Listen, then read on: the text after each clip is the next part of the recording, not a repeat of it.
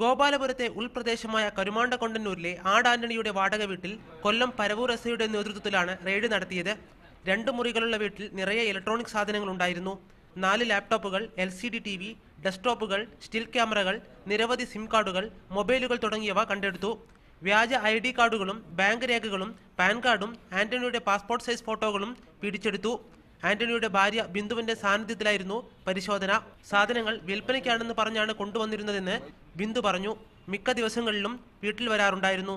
കണ്ണൂർ സ്വദേശിയാണെന്നാണ് പറഞ്ഞിരുന്നത്. ഇത് മോഷണമാണോന്ന് എനിക്കറിയില്ല.